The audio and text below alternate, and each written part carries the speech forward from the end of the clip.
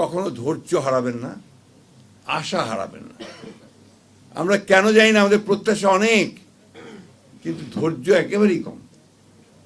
এই তো মাত্র কয়েকটা মাস হয়েছে, এর মধ্যে সব পাগল হয়ে গেছি আমরা। এবং দেখেন, আমাদের এই সরকার অনেক ভুল ত্রুটি করছে, ভুল তো করবেই, তারা সরকারে ছিল না, রাজনীতি করেনি, রাজনীতির বিষয় তারা অতটা জানেও না, বোঝেও না, তাই না? তো তাদেরকে তো সেই সময়টুকু সুযোগ দিতে হবে। প্রতিদিন আপনার এখন বার হচ্ছে, আপনার মিছিল, দাবি দাওয়া সব বেড়ে গেছে। একদিন কোথায় ছিলে বাবা? তখন তো একটা কথা বলার সুযোগ, সাহসও কেউ পাও নাই, একটা কথা বলার সুযোগ কেউ পাও নাই, সাহসও পাও নাই।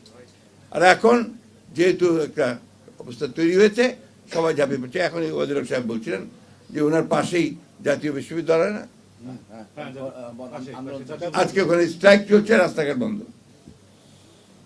এটাতে লাভটা কার? এটাতে এই দেশের, এই সমাজের, এই মানুষের কোনো লাভ হবে না।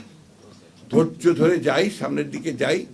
অনেক ত্রুটি আছে, আমি বিশ্বাস করব, তো অনেক ত্রুটি তো তারা নিয়ে এসছে, একটা জঞ্জালের মধ্যে এসছে, একেবারে ধ্বংসপ্রাপ্ত জঞ্জাল। চিন্তা, আমার ধারণা ছিল যে এটা এত খারাপ হয়ে গেছে। এই আপনার পরিবর্তনের পরে যখন আমরা দু একটা জায়গায় খোঁজখবর নেই, অফিস আদালতে খোঁজখবর নেই, ভয়াবহ কাণ্ড, ভয়াবহ দুর্নীতি, চুরি, ব্যক্তিগত স্বার্থ ছাড়া আর কোনো চিন্তা নেই সরকারি আমলাদের মধ্যে। বলতে আমি বাধ্য হলাম, দুঃখিত। তো এই অবস্থার পরিবর্তন তো আপনার এত দ্রুত হবে না, একদিনে হবে না। ধৈর্য ধরেন, স্ট্রাকচার আমরা খাড়া করি, গণতান্ত্রিক একটা স্ট্রাকচার খাড়া হোক। সেই স্ট্রাকচার খাড়া হলে নিশ্চয়ই আমরা আপনার সামনের দিকে এগিয়ে যেতে পারবো। তো একটা কথা আবার আমি বলি, আমাকে অনেকে ভুল বোঝে যে আপনি তো নির্বাচন করেন কেন?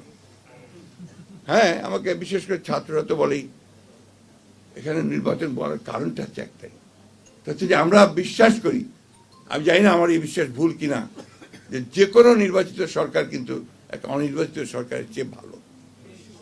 আমার এক্সেস থাকে, আমি যেতে পারি, কথা বলতে পারি, এখন আমার সেই জায়গাটা নেই।